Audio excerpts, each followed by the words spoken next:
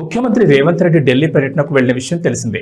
రాష్ట్రంలో పెట్టుబడులపై విస్తృతంగా ప్రయత్నిస్తున్న Revanth Foxconn company chairman Young లియూతో నేడు భేటీ కానున్నారు. అధికారిక పర్యటనతో పాటు పార్టీకి సంబంధించిన విషయాలపై కూడా సీఎం రేవంత్ అధిష్టానంతో చర్చించనున్నారు.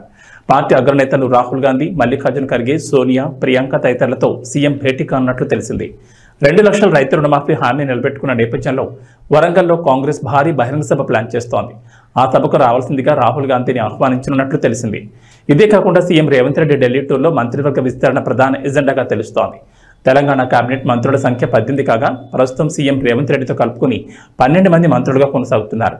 6 బెర్తలు ఖాళీగా ఉండగా వాటి కోసం తీవ్రమైన పోటీ నెలకొని ఉంది. మంత్రులుగా కోమటిరెడ్డి రాజగోపాల్ రెడ్డి, వివేక్, ప్రేమ్సాగర్రావు, మదన్ మోహన్ రావు, వాకిటి శ్రీహరి, సుదర్శన్ రెడ్డి, మల్రెడ్డి రంగారెడ్డి, రామ్మోహన్ రెడ్డి తదితర పేర్లు తెరపైకొస్తున్నాయి. తాను పార్టీలో చేరేటప్పుడు మంత్రి హామీ ఇచ్చారని రాజగోపాల్ రెడ్డి చెప్తున్నారు. కాగా ముద్దిరాజుల నుంచి శ్రీహరి పేరును ఇప్పటికే సీఎం రేవంత్ ప్రకటించారు. ఉమ్మడి నిజామాబాద్ నుంచి సీనియర్ సభ్యుడు సుదర్శన్ రెడ్డికి ఎక్కువ అవకాశాలున్నాయి. అసలు ప్రాతినిధ్యం లేని జిల్లాల నుంచి చూస్తే మల్రెడ్డి రంగారెడ్డి రేసులో ఉన్నారు.